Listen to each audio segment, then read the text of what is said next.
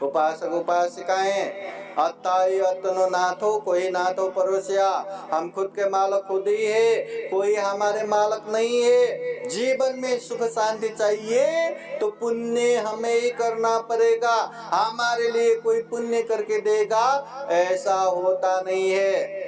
भूख लगा तो खुद को ही खाना पड़ेगा, कोई दूसरे खाए और हमारा पेट पर। स्वागत है आप सभी का। आप लोग देख रहे हैं बुद्धास टीचिंग चैनल और हम यहाँ महाकारुणिक तथागत बुद्ध और उनके शिक्षाओं के विषय में चर्चा करते हैं।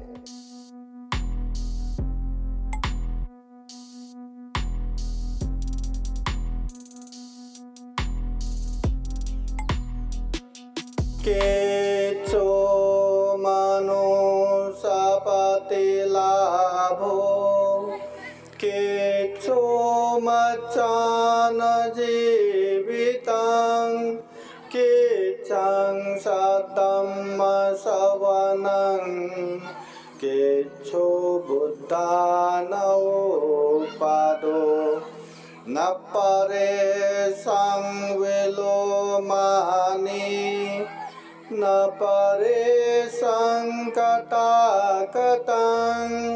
आत्तनो वावेकेया, कतानि अकतानि च, सब्बपापसकरणं, कुशलसोपसम्पदा, सच्चित्तपरियोदपनं, एतं बुद्धानुशासनं। बोलिए साधु साधु साधु। महाकारुणिक तथागत बुद्ध धम्म संघ को त्रिवार वंदना। परम पूजनीय बोधिसत्व डॉक्टर बाबा साहब अम्बेडकर आज के 20वां अखिल भारतीय बौद्ध धम्म परिषद लुम्बिनी बुद्ध विहार बुद्ध भूमि परिसर मालवटा तालुका वसमत जिला हिंगोली, इस परिषद में उपस्थित पूजनीय भिक्षु संघ धम्म परिषद के अध्यक्ष पूजनीय भदंत नागघोष महाथेरो, धम्म परिषद के आयोजक पूजनीय भिक्षु बुद्धभूषण थेरो, धम्म परिषद के संयोजक पूजनीय भिक्षु संघ रत्न पूजनीय आर्यजी संबोधि प्रमुख, यहाँ उपस्थित पूजनीय भिक्षु संघ श्रामणीगण आर्यगण और संपूर्ण श्रद्धा संपन्न बुद्धि संपन्न उपासक उपासिकाएं, सर्वप्रथम तो खूब मेहनत करके साल में एक बार ये बौद्ध धम्म परिषद भव्य रूप से संपन्न होना ही चाहिए, करना ही चाहिए। इस उद्देश्य से ये धम्म परिषद का आयोजन करने वाले, संयोजन करने वाले और प्रत्यक्ष अप्रत्यक्ष साथ देने वाले, सहयोग करने वाले संपूर्ण उपासक उपासिकाएं, आप सभी के जीवन में बुद्ध का आशीर्वाद रहे, धम्म का आशीर्वाद रहे, संघ का आशीर्वाद रहे। धम्म का माहौल बनाते हुए, धम्म कार्य करते हुए ये दुर्लभ अमूल्य सर्वश्रेष्ठ मनुष्य जीवन को सफल बनाए, सार्थक बनाए, ऐसे कामना करते हैं, आशीर्वाद देते हैं। बोले साधु साधु साधु। समय को ध्यान में रखते हुए, आप लोगों का माहौल देखते हुए आप लोगों को 3 छोटा छोटा कहानी और 3 गाथा आप लोगों को बताता हूँ। हाँ, पहला गाथा बताता हूँ। तथागत बुद्ध कहते हैं, किच्छु मनुष्यपति लाभो, किच्छु मच्चान जीवितं, किच्छं सद्धम्म सवनं, किच्छु बुद्धानोपादो। मनुष्य जीवन प्राप्त होना ये दुर्लभ है। मनुष्य होके मनुष्य की तरह जीना ये दुर्लभ है। सद्धर्म सुनना ये दुर्लभ है। और बुद्धों का उत्पन्न होना ये दुर्लभ है। एक बुद्ध उत्पन्न हुआ तो वहाँ हजारों लाखों करोड़ों नहीं, अनगिनत प्राणी दुख मुक्ति के मार्ग फल प्राप्त करते हैं, जीवन धन्य धन्य हो जाते हैं। इसलिए बुद्धों का उत्पन्न होना दुर्लभ है। और सद्धर्म सुनने को मिलना दुर्लभ है। सही धम्म सुनने को मिला, सही रूप से पाप को पाप और धम्म को धम्म समझने को मिला तो हम पाप से भी दूर हो सकते हैं, धम्म में भी आगे बढ़ सकते हैं। धम्म सही नहीं रहा, कितना भी मेहनत करेंगे, कितना भी परिश्रम करेंगे, उल्टा पाप ही पाप चढ़ जाता है, क्योंकि धम्म अशुद्ध होने की वजह से। इसलिए सही धम्म सद्धम्म मिलना बहुत दुर्लभ है। थोड़ा भी हम मेहनत करेंगे, खूब सारा पुण्य धम्म हो जाता है। और मनुष्य जीवन प्राप्त होना दुर्लभ है। ये जीवन हम जी रहे हैं और मनुष्य होके मनुष्य की तरह जीना ये भी दुर्लभ है। दुनिया में एक अकेला इंसान ही है जो पाप धम्म समझ सकते हैं, कुशल अकुशल समझ सकते हैं, हर पाप से दूर हो सकते हैं, हर पुण्य कार्य में आगे बढ़ सकते हैं। इंसान चाहे तो दुख मुक्त निर्वाण प्राप्त कर सकते हैं, सम्यक संबुद्ध बन सकते हैं। इतना दुर्लभ जीवन मिला है। इसलिए ऐसे जीवन में पाप धम्म न जानते हुए जीना हमारे लिए बहुत दुर्भाग्य है। पाप धम्म को सही रूप से समझना चाहिए और सही रूप से समझ के भी का करो बनते जी करो लागते ये पाप, हाँ ये पाप तो करना ही पड़ेगा, ये पाप किए बिना हम जी ही नहीं सकते, पैसा कमा ही नहीं सकते। ऐसा करके पाप से दूर न हो पाए और पुण्य कार्य में आगे न बढ़ पाए तो ये भी हमारे लिए दुर्भाग्य ही है। इसलिए दुर्लभ जीवन मिला है, पुण्यवान जीवन मिला है। जितना हो सके पाप को पाप समझते हुए, पुण्य को पुण्य समझते हुए पाप से दूर होते जाओ, पुण्य कार्य में आगे बढ़ते जाओ, कल्याण ही कल्याण है। ये महाकारुणिक तथागत बुद्ध के उपदेश। दूसरा एक गाथा महाकारुणिक तथागत बुद्ध कहते हैं, न परे संग विलो माने न परे संग कथा कथं आत्मनो अवेख्य कथानि अकथानि च। दूसरे क्या करता है क्या नहीं करता है ये मत देखो, मैं खुद क्या कर रहा हूँ क्या नहीं कर रहा हूँ ये देखो, इसमें ही हमारा कल्याण है। जो व्यक्ति अपने आप को देखता है, अपने आप को समझता है, पाप कर रहा हूँ तो पाप कर रहा हूँ, पुण्य कर रहा हूँ तो पुण्य कर रहा हूँ, ये समझते हुए पाप से दूर हो जाएगा, पुण्य कार्य में आगे बढ़ेगा। ऐसा व्यक्ति अपने आप को संयम करते हुए, अपने मन के क्लेश को नाश करते हुए जीवन को धन्य धन्य करते हैं, दुख मुक्त निर्वाण तक प्राप्त करते हैं। इसलिए मैं क्या कर रहा हूँ क्या नहीं कर रहा हूँ ये देखना जरूरी है, दूसरे क्या कर रहे क्या नहीं कर रहे ये देखना जरूरी नहीं है। ये दूसरा बुद्धवाणी। अभी तीसरा एक बुद्धवाणी तथागत बुद्ध कहते हैं, सब पाप सकरणं कुशल उपसंपदा सचित परियोदपनं एतं बुद्धानुशासनं। सब पाप सकरणं, दुनिया में जितने भी पाप है अकुशल है वो मत करो, चाहे शरीर से करना हो, वाणी से बोलना हो, मन से सोचना हो, जो भी गलत है अकुशल है पाप है उससे दूर रहो। हिंसा करना, चोरी करना, व्यभिचार करना ये पाप है। झूठ बोलना, चुगली करना, निंदा चर्चा करना और गाली गलौज देना ये पाप है। लोभ लालच रखना, द्वेष दुराभाव न रखना, मिथ्या दृष्टि बनना, ये पाप है, इससे दूर रहो। फिर तथागत बुद्ध कहते हैं कुशल से उपसंपदा, जो भी अच्छे पुण्य है धम्म है उसे करते जाओ। पुण्य करने से अभी भी, बीच में भी, अंत में भी हमेशा कल्याण ही कल्याण होगा। इसलिए अच्छे धम्म करते जाना है, पुण्य करते जाना है।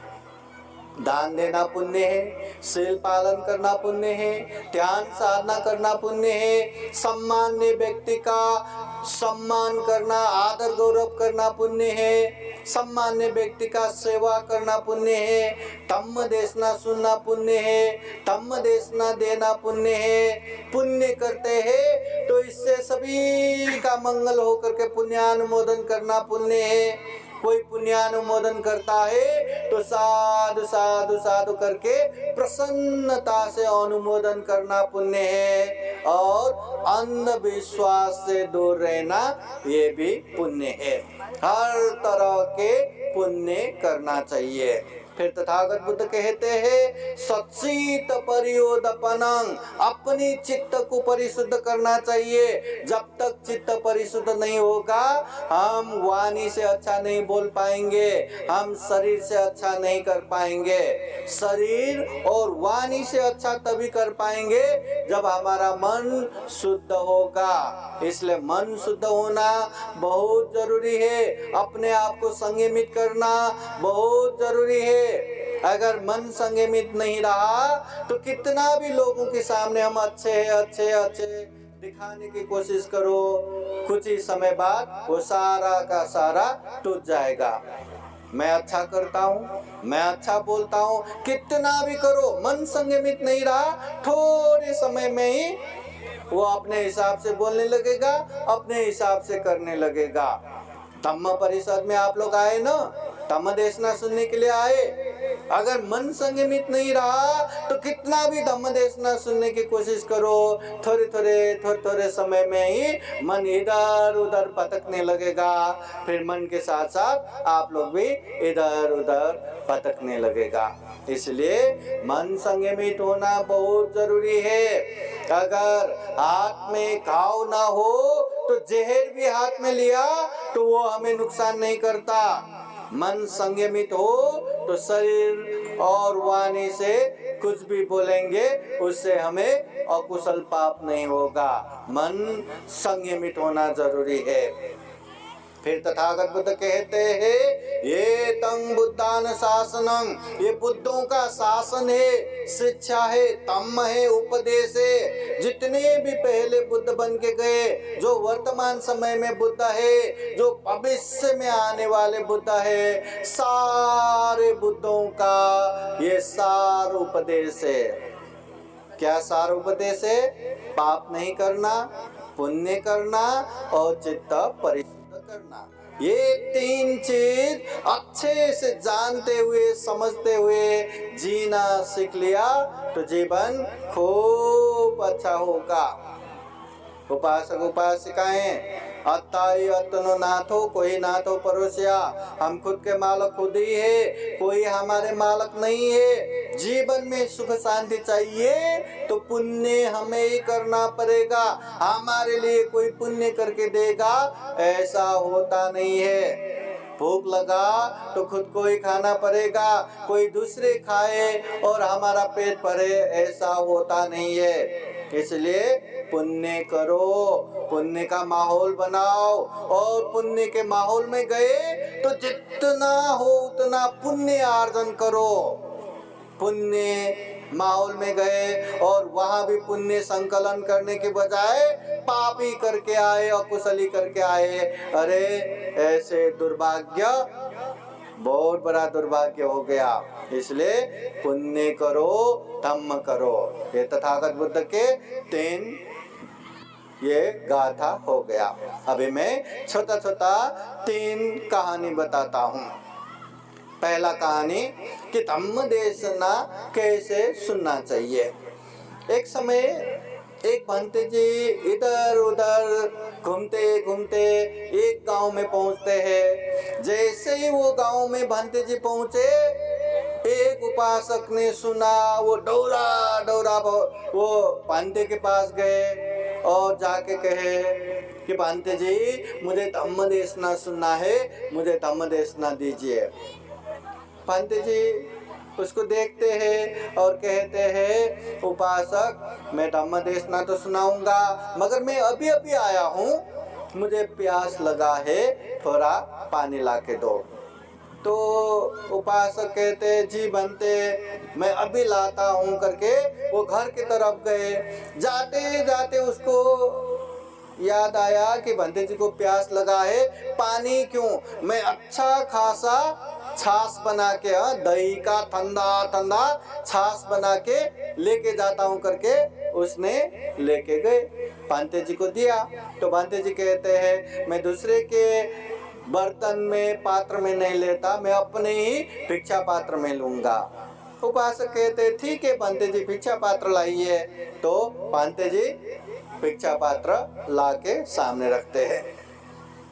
भिक्षा पात्र लाने के बाद वो उपासक उसमें वो छाछ डालने के लिए हाथ उठाते हैं, रुकते हैं, देखते हैं भिक्षा पात्र तो भरा हुआ है, तो भरे हुए में और छाछ डालेंगे तो वो भी गिर जाएगा, पीने लायक नहीं बनेगा। तो उपासक कहते हैं, भंते जी ये तो भरा हुआ है, तो क्या करें, खाली लाइए। ठीक है, भंते जी अंदर जाते हैं, फिर खाली भिक्षा पात्र सामने रखते हैं। तो उपासक देखते हैं कहीं भरा हुआ तो नहीं, नहीं नहीं खाली है, चलो अभी ये छाछ रखता हूं करके जैसे हाथ उठाया, फिर से रुकना पड़ा। देखते हैं पात्र तो खाली है, परंतु बहुत ही गंदा है, और गंदे पात्र में वो छाछ डालेंगे तो वो भी गंदा हो जाएगा। फिर वो उपासक कहते, भंते जी ये पात्र तो गंदा है। भंते जी कहते हैं, तो क्या करना चाहिए, साफ करके लाइए। ठीक है, भंते जी अंदर गए और साफ करके सामने रखा। अब उपासक देखते हैं खाली है क्या, है, साफ है क्या, है। अभी वो छाछ भिक्षा पात्र में डालने के लिए जैसे ही हाथ उठाया, फिर से रुकना पड़ा। अब क्या हुआ रहेगा, पात्र खाली भी है, पात्र साफ भी है, परंतु देखते हैं नीचे फटा हुआ। अब फटे हुए वो भिक्षा पात्र में वो छाछ डालेंगे तो क्या होगा, सारे सारे जमीन में गिर जाएंगे, कैसे पी पाएंगे।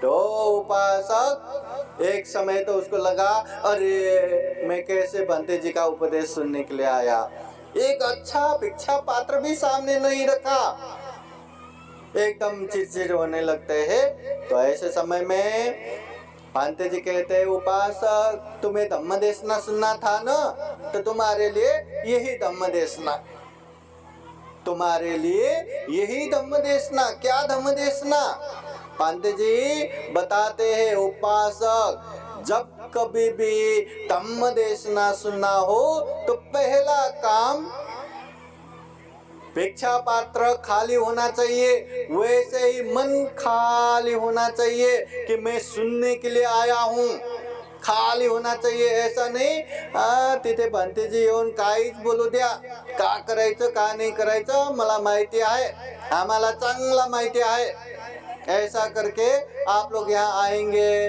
तो किसी का भी उपदेश सुन पाएंगे क्या। ऐसा धम्म देशना हम बहुत सुनते हैं, यहाँ सुनने की जरूरत नहीं करके ऐसा आएंगे तो आप लोग सुन पाएंगे क्या। थोड़ी देर आएंगे, फोटो वोटो खींचेंगे, इधर उधर करके निकल जाएंगे। तो सबसे पहला खाली करके हम बुद्धवाणी सुनने के लिए जा रहे हैं, हमें खूब बुद्धवाणी सुनना है, तैयार होके जाना है, पहली बात।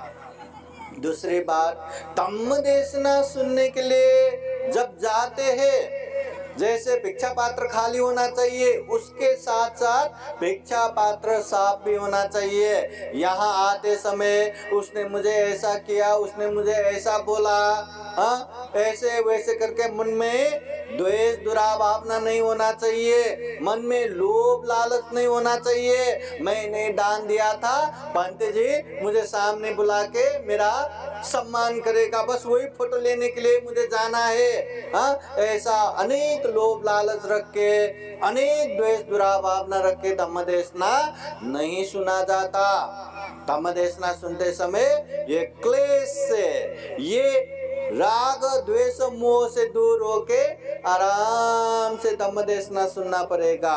और तीसरा महत्वपूर्ण बात, भिक्षा पात्र खाली भी होना चाहिए, भिक्षा पात्र साफ भी होना चाहिए, और महत्वपूर्ण बात वो फटा हुआ नहीं होना चाहिए। उसी तरह हम धम्म देशना सुनने के लिए भी आए, हम धम्म देशना सुनने के लिए तैयार होके भी आए, मन में राग द्वेष मोह को दूर रख के शांत रूप से भी बैठे, मगर माहौल इतना खराब हो गया कि एकदम मन चंचल होने लगा, एकदम मन बेचैनी होने लगेगा, तो आप लोग धम्म देशना नहीं सुन पाएंगे।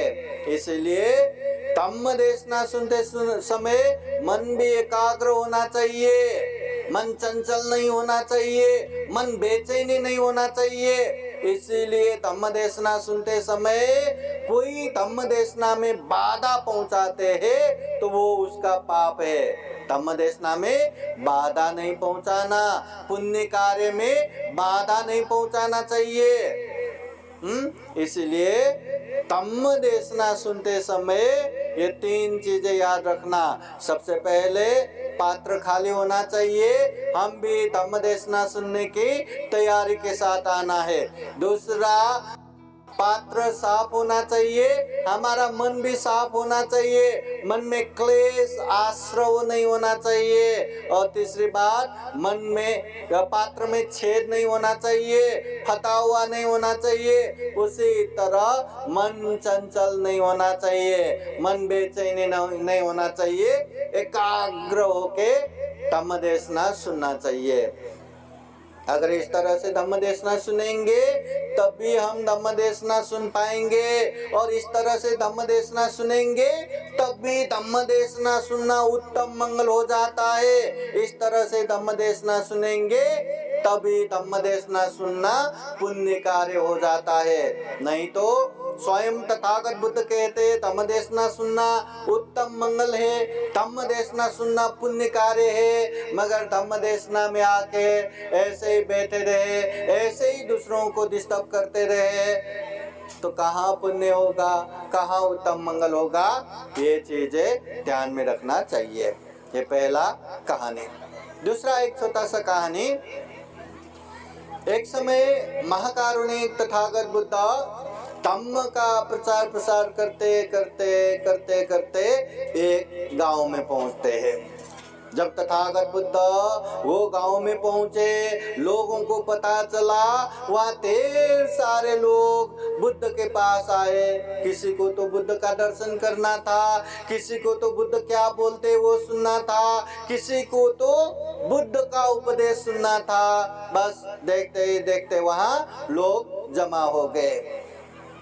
खूब सारे लोग जमा होने के बाद कोई गांव के लोग उठते हैं और बुद्ध को नमस्कार करते हुए कहते हैं, भगवान हमने आपके विषय में सुना है, आप तथागत है, आप सम्यक संबुद्ध है, और ये भी सुना है कि आपके उपदेश सुनने के बाद एक तरह से मन में वैराग्य उत्पन्न हो जाता है कि दुनिया में दुख ही दुख है, दुख के सिवा कुछ भी नहीं है। इसलिए ऐसे सुख, परिवार सुख भोग करने से अच्छा है दुख मुक्ति के मार्ग पे चलेंगे करके आपके पीछे पीछे ही संन्यास लेते हैं, भिक्षु बनते हैं, भिक्षुनी बनते हैं। भगवान हम आपसे अनुरोध करते हैं, हमें परिवार भी चाहिए, समाज भी चाहिए, धन संपत्ति भी चाहिए, सब चाहिए। इसलिए ऐसा उपदेश दे कि परिवार में रह के, गृहस्थ में रह के भी सुख शांति मिल पाए। तथागत बुद्ध ठीक है, ऐसा ही उपदेश देता हूँ कहते हुए उपदेश देते हैं। उपदेश देते देते तथागत बुद्ध उन्हीं उपासक उपासिकाओं से पूछते हैं, हे उपासक उपासिकाएं, क्या इस गांव में दूसरों को मारने वाले, दूसरों को दुख कष्ट देने वाले ऐसे लोग हैं क्या? सारे लोग कहने लगते हैं, भगवान ऐसे लोग तो यहाँ कितना है, कितना है। दूसरों को मारने वाले, दूसरों को दुख कष्ट देने वाले बहुत है इस गांव में। तथागत बुद्ध पूछते हैं, क्या ऐसे मारने वाले, दुख देने वाले पसंद है क्या? सभी जन कहते हैं, भगवान ऐसे लोग हमें पसंद नहीं है, हमें बिल्कुल पसंद नहीं है। बुद्ध कहते हैं, अगर ऐसे दुख देने वाले, मारने वाले आप लोगों को पसंद नहीं है तो ऐसा काम आप लोग करते हैं क्या? सभी जन एक दूसरे का चेहरा देखते हैं और नीचे झुक के बैठने लगते हैं। तथागत बुद्ध कहते हैं, अत्तानं उपमं कत्वा, अपने आप को उदाहरण के रूप में रखो।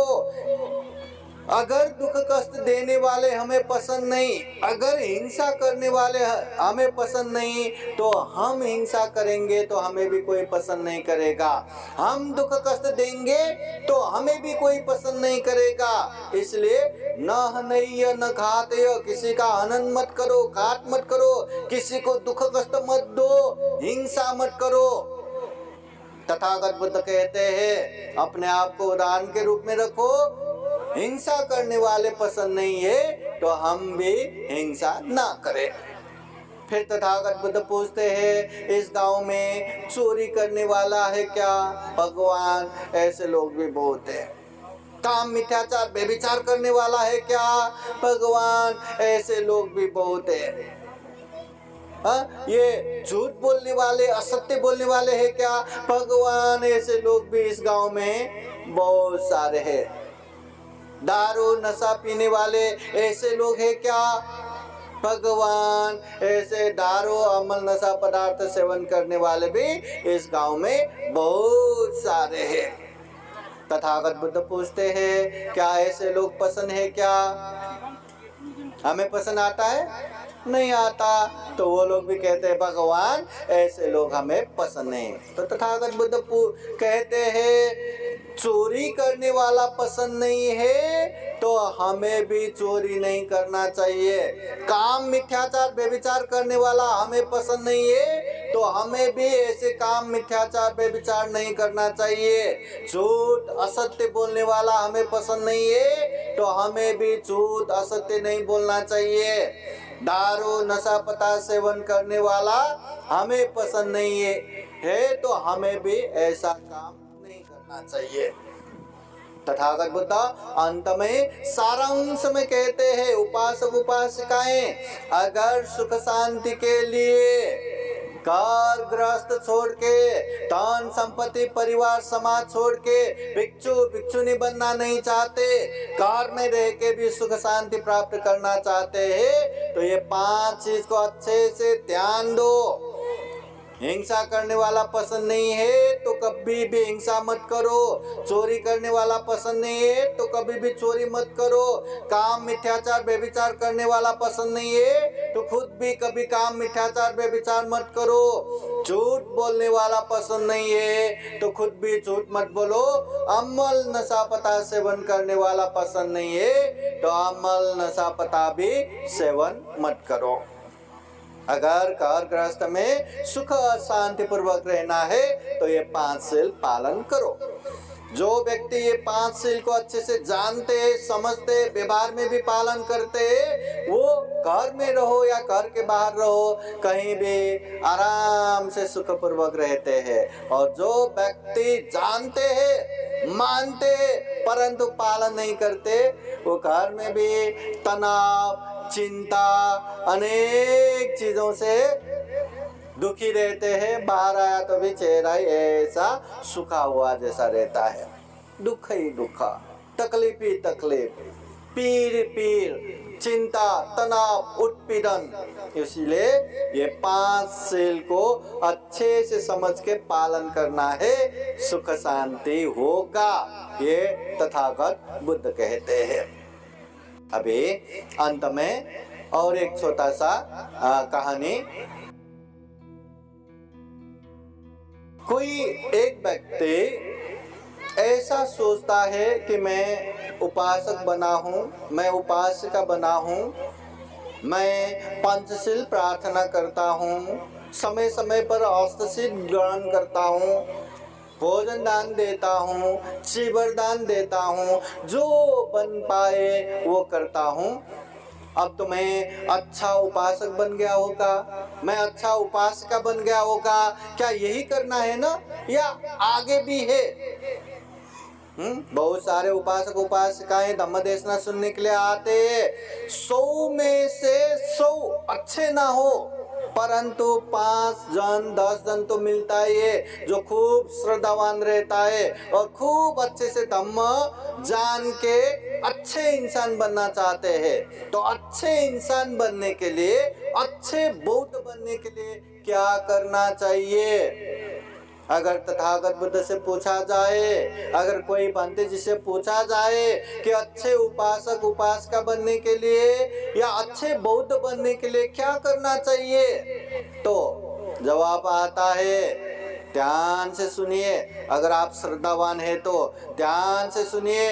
अगर आप अच्छे बौद्ध बन के जीना चाहते हैं तो क्या करना चाहिए? पहला, श्रद्धावान बनना चाहिए। बुद्ध धम्म संघ के प्रति विश्वास होना चाहिए, 4 आर्य सत्य के प्रति विश्वास होना चाहिए, कर्म और कर्म फल के प्रति विश्वास होना चाहिए। विश्वास भी इतना जान के समझ के दृढ़ आस्था, विश्वास जो कोई तोड़ न पाए, ऐसा श्रद्धावान बनना चाहिए। वो श्रद्धावान बनने के बाद केवल बुद्ध धम्म संघ के प्रति श्रद्धा रहेगा, बाकी चीजों में नदी के बहाव के साथ साथ बहते बहते, समाज में जो भी चल रहा है उसके साथ बहते बहते नहीं जाएगा। श्रद्धावान बनना चाहिए। श्रद्धावान बना तो वो धम्म देशना भी अच्छे से सुनेगा, दान पुण्य भी अच्छे से करेगा, ध्यान साधना भी अच्छे से करेगा, हर धम्म कार्य खूब अच्छे से करेगा। वो पावर, वो शक्ति ये श्रद्धा देता है। इसलिए पहला काम श्रद्धावान बनना चाहिए। जो धम्म देशना ध्यान से सुन रहे हैं वो श्रद्धावान है। जो ध्यान से नहीं सुन रहे हैं, टाइम पास कर रहे हैं या कोई अपना स्वार्थ निकाल रहे हैं, वो श्रद्धावान नहीं है, बिल्कुल नहीं है। इसलिए पहला काम श्रद्धावान होना चाहिए। उसके बाद क्या? श्रद्धावान बन गया, अब हम पूर्णतः हो गया क्या अच्छे? बुद्ध कहते हैं श्रद्धावान बनने के बाद आगे शीलवान बनना चाहिए। क्या बनना चाहिए? शीलवान। शीलवान बोले तो पंचशील अच्छे से पालन करना, समय समय पे अष्टशील अच्छे से पालन करना, और कभी प्रबज्ञा दीक्षा लिया तो 10 शील अच्छे से पालन करना। शील सदाचार अच्छे से पालन करके शीलवान बनना चाहिए। शीलवान व्यक्ति कभी कभी शील पालन करके नहीं बैठेगा, हमेशा शील पालन करेगा। जो कभी शील को न बिगाड़े वो शीलवान। और जो नहीं, आज तो धम्म परिषद है ना, हाँ धम्म परिषद में शील प्रार्थना किया ना, चलो आज हम अच्छे से पालन करेंगे, आज हिंसा नहीं करेंगे, कल से हिंसा कर सकते हैं। आज चोरी नहीं करेंगे, कल से चोरी कर सकते हैं। आज व्यभिचार नहीं करेंगे, कल से कर सकते हैं नहीं। हमेशा पालन करना चाहिए। जो कभी शील को नहीं बिगाड़ेगा, अच्छे से पालन करेगा, वो शीलवान होना चाहिए। कहते हैं अगरबत्ती फूल का सुगंध जहाँ जहाँ हवा बहता है वहीं वहीं तक पहुँचता है, मगर ये शील रूपी सुगंध जहाँ हवा पहुँचता है वहाँ भी फैलता है, जहाँ हवा नहीं पहुँचता वहाँ भी उसका प्रसिद्धि फैलता है। इसलिए शीलवान होना जरूरी है। पहला श्रद्धावान बनना है, दूसरा शीलवान बनना है। और उसके बाद क्या करना है? बुद्ध कहते हैं पाप करने में लज्जा और भय होना चाहिए। क्या होना चाहिए? लाज और भय होना चाहिए। किसमें? पाप करने में, अकुशल करने में। पाप करते समय अरे मैं ये पाप करूंगा या मैं हिंसा करूंगा तो लोग मुझे हत्यारा कहेंगे, वो शर्म। अगर मैं किसी को मारूंगा तो लोग भी मुझे मारेगा या जेल में लेके जाएगा या फांसी की सजा देगा या मरने के बाद दुर्गति जाएगा, ये डर, ये लाज और डर पाप से दूर रखता है। इसलिए ये लाज और डर, हीरी और ओतप्पा, ये गुण होना चाहिए। तथागत बुद्ध कहते हैं द्वे में धम्मा लोकं पालयन्ति, पूरा दुनिया को दो गुण धम्म रक्षा करते। कत में द्वे, वो दो क्या क्या है? हीरिंग च ओतपं च, ये लज्जा और भय। अगर लज्जा और भय नहीं रहा तो यहाँ इंसान इंसान जैसा नहीं रहेगा, जानवर जैसा पूरा दुनिया झगड़ा कलह का रण क्षेत्र बन जाएगा। इसलिए ये लज्जा और भय होना चाहिए। उसके बाद क्या? उसके बाद हो गया क्या? श्रद्धावान बन गए, शीलवान बन गए। हाँ, पाप करने में हमें लाज भी है, भय भी है। हो गया क्या? फिर तथागत बुद्ध कहते हैं श्रुतवान भी बनना चाहिए, बहुश्रुत बनना चाहिए। धम्म की बातें उसको मालूम होना चाहिए, धम्म के ज्ञान होना चाहिए, त्रिपिटक के ज्ञान होना चाहिए, बुद्ध के उपदेशों का ज्ञान होना चाहिए। कोई इंसान पानी में गिरने मात्र से नहीं मरता, वो मरता तब है जब उसको तैरने की ज्ञान नहीं है। हाँ, तैरना नहीं जाना इसलिए मर गया। वैसे ही हमें हर तरह का ज्ञान होना चाहिए, बुद्ध के उपदेशों का ज्ञान होना चाहिए, त्रिपिटक का ज्ञान होना चाहिए, बहुश्रुत बनना चाहिए। ये भी होना चाहिए। अगर हम जानेंगे तो कर पाएंगे, जानेंगे नहीं तो क्या कर पाएंगे। इसलिए जानना भी बहुत जरूरी है। श्रुतवान बनना है, बहुश्रुत बनना है। उसके बाद क्या करना है?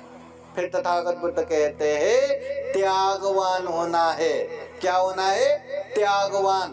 दान देने में परिपक्व होना चाहिए। दान देना अच्छे से जानना चाहिए। कहाँ दान देना चाहिए, कहाँ दान नहीं देना चाहिए, कहाँ दान देने से अच्छा पुण्य कार्य होगा, अच्छे से जानते हुए समझते हुए दान देने में परिपूर्ण होना चाहिए, त्यागवान होना चाहिए, दान देना चाहिए। और महत्वपूर्ण बात तथागत बुद्ध कहते हैं प्रज्ञावान होना चाहिए, शीलवान होना चाहिए, श्रद्धावान होना चाहिए, लज्जावान होना चाहिए, भयवान होना चाहिए, श्रुतवान होना चाहिए, त्यागवान होना चाहिए। सबसे महत्वपूर्ण बात प्रज्ञावान होना चाहिए। पाप धम्म को समझना चाहिए। पाप करने से हमेशा दुख तकलीफ ही आएगा, ये जानना चाहिए। पुण्य करने से हमेशा सुख शांति आएगा, ये जानना चाहिए। जो भी यहाँ पाप करने वाला देखते हैं सब दुखी है, सब अशांत है, ये जानना चाहिए। जो भी पुण्य का कार्य करने वाला देखते हैं सबके सब सुखी है, शांति है, ये जानना चाहिए। फिर खुद भी वो पाप से दूर होना चाहिए, खुद भी वो पुण्य कार्य में आगे बढ़ना चाहिए। जो प्रज्ञावान बनते हैं वो व्यक्ति दुख मुक्ति के मार्ग फल भी प्राप्त कर सकते हैं। श्रोतापति, सकितागामी, अनागामी, अरहत फल। इसलिए तथागत बुद्ध कहते हैं अगर अच्छे बौद्ध बनना है, अच्छा उपासक बनना है, अच्छा उपासका बनना है तो हमेशा याद रखना श्रद्धावान बनना है, शीलवान बनना है, पाप करने में लाज और भय होना है, बहुश्रुत बनना है, बहुत सारे ज्ञान बुद्धि होना है, त्यागवान बनना है, दान देने में परिपूर्ण होना है, प्रज्ञावान बनना है, अच्छे बुरे पाप धम्म कुशल अकुशल जानते हुए हर पाप से दूर होना है, हर पुण्य कार्य में आगे बढ़ना है। अगर ये बात अच्छे से कर पाएंगे तो हाँ, हम अच्छे बौद्ध बन गए, हम अच्छे आदर्श उपासक आदर्श उपासिकाएं बन गए। इसलिए उपासक उपासिकाएं धम्म परिषद संपन्न हो रहा है। धम्म परिषद संपन्न करने के लिए बहुत सारा खर्चा आता है। उसके लिए महीनों महीना आयोजक संयोजक इधर उधर से घूमते हुए लोगों का दान संकलन करके ये कार्यक्रम करते हैं। तो ऐसा धम्म परिषद में दिशा विदिशाओं से इतने सारे पूजनीय भिक्षु संघ आते हैं, धम्म देशना देते हैं। ऐसे धम्म का माहौल बार बार नहीं बनता। अगर आप लोग अपने घर में इस तरह से कार्यक्रम लेना चाहे तो इतने सारे बनते आप बुला पाएंगे क्या? अगर बुलाया तो भी आप लोग इतने बनते आएंगे क्या? संभव नहीं है। इसलिए ऐसे माहौल देखते हुए हमें इसका रिस्पेक्ट करना चाहिए, हमें इसका सम्मान करना चाहिए और अकेले ही नहीं परिवार आके धम्म देशना सुनने का माहौल बनाना चाहिए। धम्म सुनेंगे जानेंगे तो धम्म पालन कर पाएंगे, धम्म पालन करेंगे तो अच्छे इंसान बन पाएंगे, अच्छे इंसान बनेंगे तो जीवन सुख शांतमय बन पाएंगे। इतने बाबा साहब की पुण्य इतना अच्छा धम्म मिला है। धम्म दीक्षा लेके इतने साल हो गए, अभी हम धम्म देशना सुनने के लिए तक तैयार नहीं हो पाए। धम्म देशना सुनने के लिए यहाँ शांति से बैठ नहीं पाए, इधर उधर ऐसा वैसा। दान देना चाहिए, सुखी हो मंगल हो, दान देना चाहिए, परंतु ये समय नहीं है दान देने का। धम्म देशना देते समय दान देना ये समय नहीं है। इसलिए प्रज्ञावान होना जरूरी है, कहाँ कैसे करना चाहिए। हर चीज का उचित ज्ञान होना चाहिए। ऐसे कार्यक्रम में बच्चे लेके आए तो बच्चे को संभालना चाहिए, माहौल बिगड़ न जाए उस तरह से ध्यान देना चाहिए, अच्छे से धम्म का माहौल बनाना चाहिए। इतना खर्चा करके इतना बड़ा कार्यक्रम हो रहा है तो धम्म का फायदा लेना चाहिए। तो उपासक उपासिकाएं अब ज्यादा तो क्या ही बोले, बहुत सारे धम्म देशना हो भी गया, आगे भी होगा। अच्छे से धम्म देशना सुनिए और अपने काम पे भी जाना है तो धीरे से उठ के जाइए, किसी को डिस्टर्ब ना हो। और बात करना है तो भी उठ के साइड में जाइए, है ना। ये धम्म मंडप में बात करके बैठना, दूसरों को डिस्टर्ब करके बैठना, जाने अनजाने में पाप कमा रहे हैं, अकुशल कमा रहे हैं, ये अच्छी बात नहीं है। इसलिए एक धम्म का माहौल बनाइए। जो धम्म परिषद ले रहे हैं उनको भी अच्छा लगना चाहिए कि इतने सारे लोग आए, धम्म देशना सुने और ये धम्म देशना अच्छे से सफल हो गया। आए लोग भी नहीं आए और आया तो भी इधर उधर ही कर रहे, बातें कर रहे, ये कर रहे, किसको क्या फायदा हो गया। आयोजक संयोजक भी ऐसा सोचना पड़े तो क्या करेंगे फिर। इसलिए उपासक उपासिकाएं बहुत कल्याणकारी है। ये धम्म परिषद की वजह से दिशा विदिशाओं में धम्म का ये प्रचार प्रसार हो जाता है। जिसने कभी न देखा हो वो भी देखते हैं, समझते हैं और आगे का जीवन सुख शांतमय बनाते हैं। तो उपासक उपासिकाएं हम भी महाकारुणिक तथागत बुद्ध के धम्म को खूब अच्छे से जानते हुए समझते हुए ये दुर्लभ अमूल्य सर्वश्रेष्ठ मनुष्य जीवन को सफल बनाए, सार्थक बनाए, जीवन में खूब सारा पुण्य धम्म करते हुए दुख मुक्त निर्वाण तक साक्षात्कार कर सके, ऐसे कामना करते हैं। फिर एक बार ये धम्म परिषद के आयोजक, संयोजक, प्रत्यक्ष अप्रत्यक्ष सहयोगी, संपूर्ण उपासक उपासिकाएं, आप सभी के जीवन में भी खूब खूब सुख हो, शांति हो, मंगल हो, कल्याण हो, ऐसे ही कामना करते हुए ये उठका तकीय तम देशना यही समापन करते हैं। सभी का मंगल हो, सभी का कल्याण हो। भवतु सब मंगलम। साधु साधु साधु। बुद्धं नमामि, बुद्ध को नमन करता हूँ। धम्मं नमामि, धम्म को नमन करता हूँ। संघं नमामि, संघ को नमन करता हूँ।